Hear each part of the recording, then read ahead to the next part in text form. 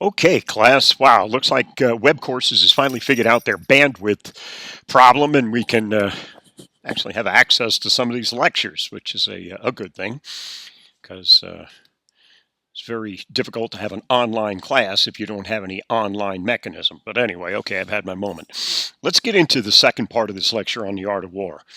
Now, remember, I apologize because we've only got one class to go over one of the most monumental works of literature in the history of mankind. I don't have time to get into it, even though I told you in the first lecture I have uh, composed a full curriculum, a full course called The Art of War for a full semester. And even then, it pales in comparison. You could probably make a major out of the art of war and still not fully explore all the depth and breadth of its meaning. Anyway, we'll do the best that we can.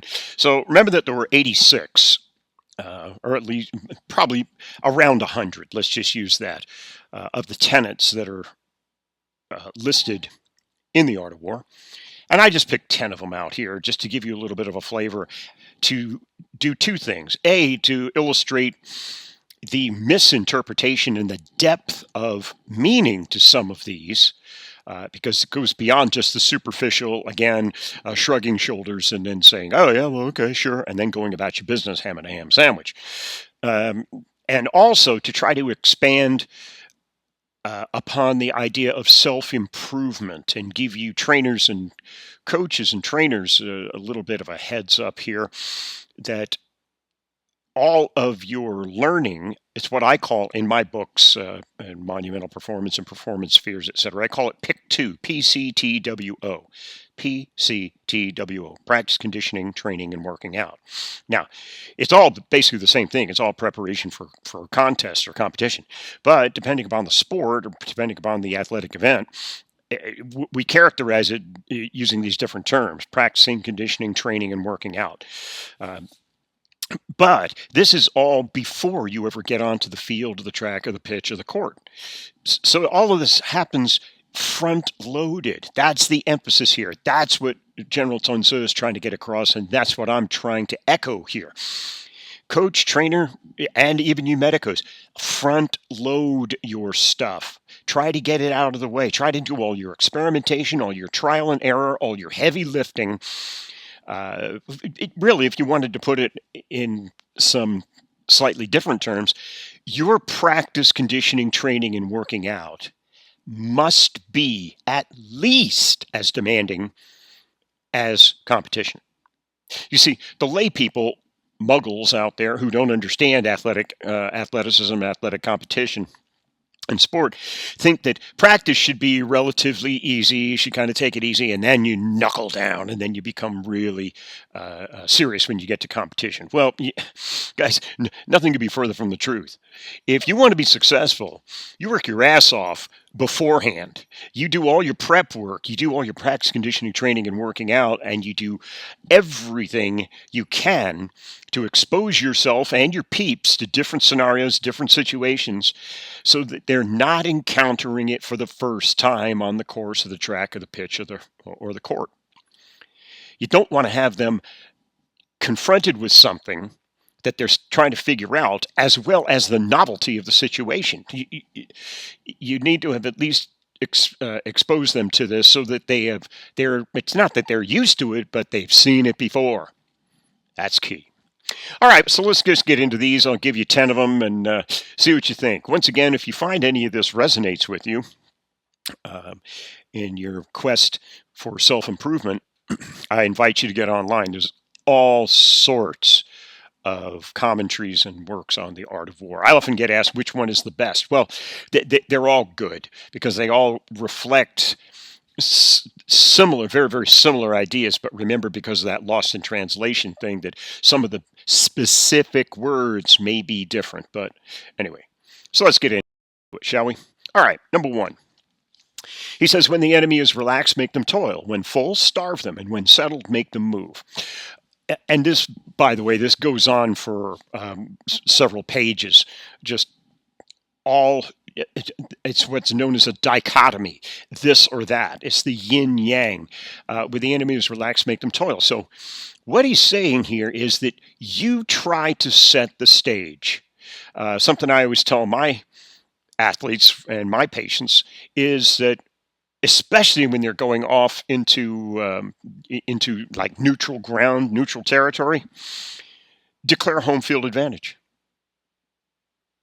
Go ahead, declare it. Just take it. Stand out there in the middle of the track or in the middle of the pitch or the course or the field, and say, "Hey, babe, this is my field.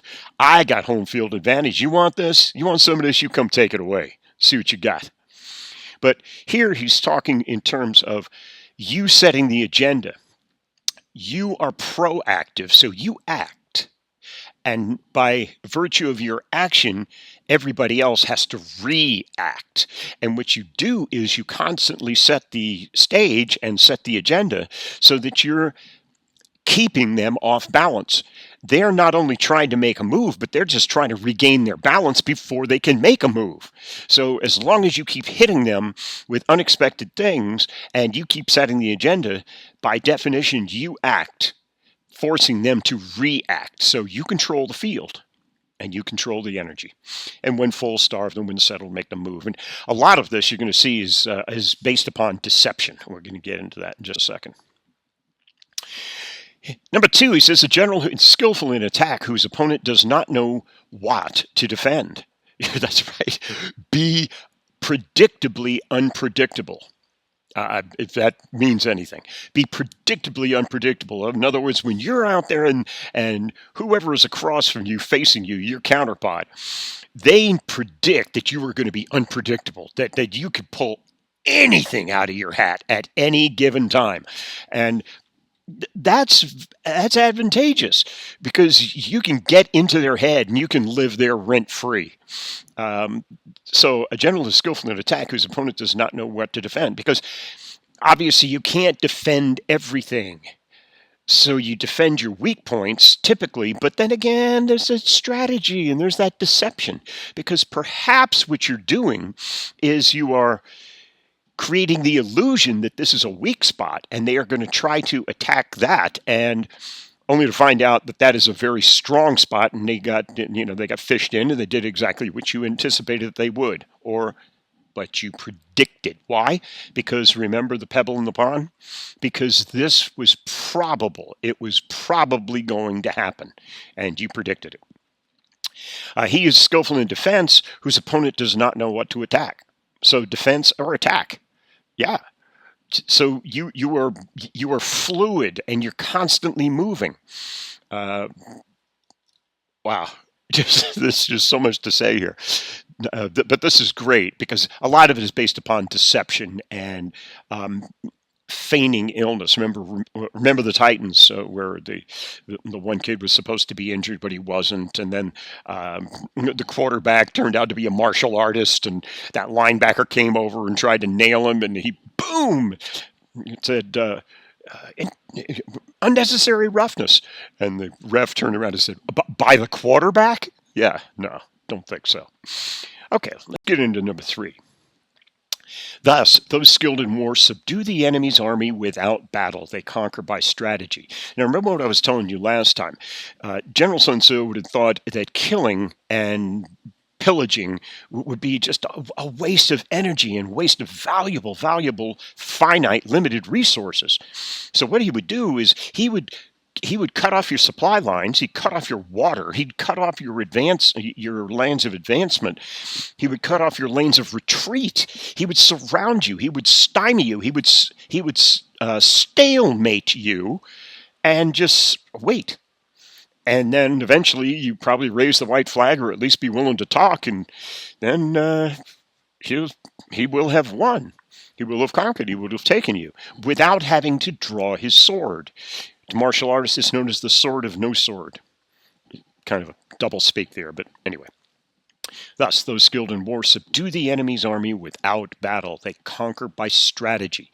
When you take away all other things, they have no other option but to comply. Number 4 here is one that you've probably heard before in various incarnations.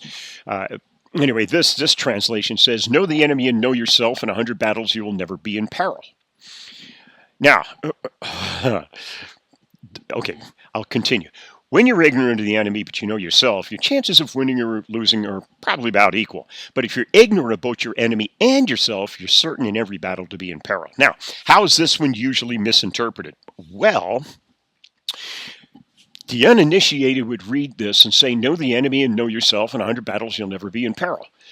And most people would shrug their shoulders and go, hey, I know me pretty well. Okay, all I need to do is know my enemy. Well, once again, guys, let's back out and examine that. Would you agree that the toughest battles and the toughest arguments that you have are you with yourself? Most of the people are, man, they're a minute stake. That's no problem whatsoever. You do that with one half your brain tied behind your back. But the arguments and the discussions and the discourse that you have within yourself, oh my God, for no other reasons than the standards you hold for yourself are significantly higher than you hold for anybody else. So, when you see something, know the enemy and know yourself, in 100 battles you'll never be in peril, you should know that, well, you could probably make a pretty good run of knowing your enemy. Because remember, General Sun Tzu would know more about the situation and know more about the enemy than they know about him. And know yourself. This is him screaming, pleading with you to get introspective, to understand who you are and what your tendencies are, your strengths, your weaknesses, the opportunities, the threats, whatever else is out there. Do a complete analysis and keep tabs on it because it's going to change relative to your experience. Situations change relative to experience. Now, the environment will always be pretty much the same because we're always talking about the universe. But that pebble in the pond from the point of impact in the first 4, 5, 6, 7 rings out as to what's probably going to happen in this game or in this encounter, that's going to change. So you need to stay on top of things. Do you see what I'm talking about here about never being off? That this is exhausting because you're always on. You're always paying attention. You're always learning, and you're always processing, and you're always putting things together and coming to conclusions and weighing and balancing and analyzing. So, anyway, that's number 4. Oh, boy, oh, boy, oh, boy. In war, numbers alone confer no advantage. Yeah, this has so many meanings. Now, once again, the uninitiated might sit back and say, well, yeah, but I don't believe that because if I've got 100 men and you've got 10, then I've got the advantage. Well, no, you might want to tell that one to Leonidas. Everybody saw 300? Yeah. The 300 Spartans defeating, essentially holding off a 1,000,000-man army. So it's not just how many people you've got. Or here, how about this? How about you back out and you just see your lineup for the schedule this year, and you're playing, I don't know, X University. And one of your players says, oh my God, we're playing X University. Their front line average is 300 pounds, and ours are only 225. Well, that's maybe so. But what does that tell you? Maybe their 300-pounders aren't quite as fast or quite as agile as your 225-pounders. The other thing is they might say, oh my God, we're playing them again, man. We've never beaten them. We're undefeated. What would you say, Coach? What would you say to your team, trainer? They're undefeated. What do you say? I'd say, well, nothing lasts forever, and somebody's going to beat them. It might as well be us. By the way, a little aside to that one, too, if you want to extrapolate on this particular point. If you're coming in to a game and you're playing a team that is undefeated, And more than that, you've never defeated them, but they've been undefeated thus far this season, and you have been beaten every game. I mean, you're just proud to be there so you can wave at mom in the stands. But what do you say? Well, nothing lasts forever. Somebody's going to end the winning streak. But the other most important thing is, who's the pressure on? Is it on you? Hell no, you don't even belong there. Man, they're laughing at you just for even trying to show up on the field. The pressure is on the undefeated team because they can't afford to lose, especially not to you. So it's interesting the way the dichotomy and the way that this is part of sports psychology. The pressure, you've got to understand where the pressure is. The pressure for them is not to win. The pressure for them is not to lose. And those are two separate things. Because a lot of people play to win, but then other people play just not to lose. And it's a different mindset. So anyway. Every battle is won or lost before it is ever fought. Now, we talked about this, but I just wanted to show right here. If you do your heavy lifting, if you do your trial and error and your experimentation, and you expose your team to as many of the perils or as many of the probable perils that you're going to encounter, then you will have done your job. But you need to put in the time. You need to take the time. You need to struggle through it. You need to do it prior to getting on the field because that's going to determine the outcome. So anyway, every battle's, remember, pick two: practice, conditioning, training, and working out. Okay. Oh, here's another one that's always misinterpreted. What is of the greatest importance in war is extraordinary speed. One cannot afford to neglect opportunity. Now, this is interesting because what it would say to the uninitiated would be, oh gosh, you just got to move fast.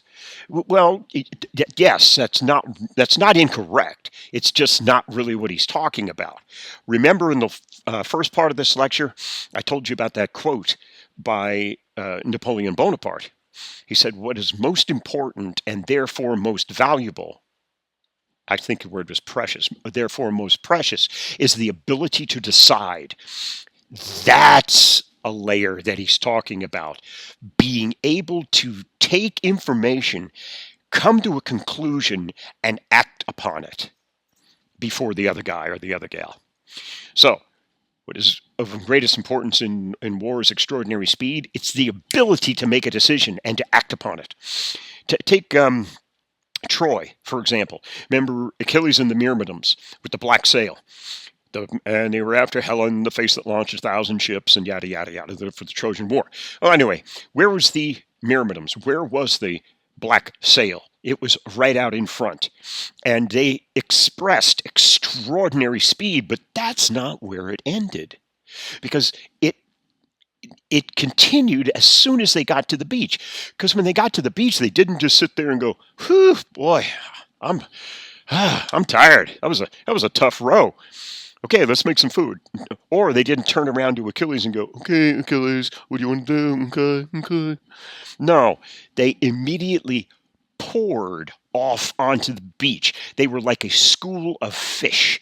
They moved with fluidity. Anything that they encountered, they either went around it, engulfed it, or went over it. And when they encountered an obstacle, they all knew what to do. They didn't have to stop, rehuddle, and look back over their shoulder to find out what Achilles would say to do. Everybody was on the same page. Whoa, little thunder. Everybody was on the same page. So this extraordinary speed was just not the speed at which they moved. It was the speed at which they decided to move. So that's it. And then one cannot afford to neglect opportunity. Again, this reflects his ability as a counterpuncher. Because, and also training your peeps for errors. Like in football, a fumble, a tipped pass, how about a wild pitch in baseball? Any number of things. you've got to expose your peeps to that. And what do you do when it happens? What you can't do is just sit there like a deer in the headlights and look at it and go, it's already too late. So, alrighty. General must be first in the toils of fatigues of the army. Here he's talking about leadership, but and this goes on for a full page too. I just gave you kind of a synopsis of it here. The general must be first in the toils and fatigues of the army. In the heat of summer, he does not spread his parasol, nor in the cold of winter don thick clothing. He waits until the army's wells have been dug, and only then drinks, until the army's food is cooked, before he eats, and until the army's fortifications have been completed to shelter himself. That is leadership. That is leadership from the front. Every time I give this lecture, I think about a great general in World War II. Unfortunately, he was on the other side. It was Erwin Rommel, Field Marshal Erwin Rommel, called the Desert Fox, for any of you who are World War II historians. But one of the things he found, he was an ardent student of the art of war. But then again, so was General George Patton, who was his nemesis, and the two of them were both products of their military academies, and they were both ardent students of the art of war. But one of the things that Field Marshal Rommel did was although he had rank and he could do it any time when he wanted to, he did not sit in a trailer and drink wine and fried food and everything else. He ate exactly what the army ate, and he ate when the army, and he drank when the army, his troops drank. That way he would know firsthand exactly how hard to push them, because he would know how thirsty and how hungry he was. But anyway, it's again, the core of leadership is leading from the front and leading by example. And a little bit more on that here with number 9. A sovereign of high character and intelligence must be able to know the right person, should place responsibility on him and expect results. This is key, because this flies in the face of political correctness and, two of every animal. And, if you understand something called the Peter Principle, if you've ever heard that before, the Peter Principle basically states that everybody, in every organization, people will rise to their own level of incompetence. I know it's kind of a tongue-in-cheek thing, so bear with me here. But the Peter Principle, it follows fairness. Or I'm putting fairness in quotes, air quotes here, because it's not fair at all. You put the right person in the job. When someone leaves, when a leader leaves, you just go, well, Janie's been here the longest, or Bill's been here the longest, so let's just, okay, you're the new leader. No, it's got to be the right person at the right time with the right tools, and that's what he's talking about. But notice that he says a sovereign of high character and intelligence. You've got to know that you're working for something greater than just this moment. This is a bigger picture, and it's a bigger piece of the puzzle. But you should know the right individual, and this, of course, reflects back on you knowing your peeps, you knowing your troops. Who do you send in right now? You've got to make a replacement. You've got to substitute. So who do you send in? What is necessary right now? Place the responsibility on them and expect results. And just another aside here, guys, I don't mean to get too wordy, but replacing responsibility on someone is not enough. And that's where a lot of people fail. I'm hoping you're paying attention on this.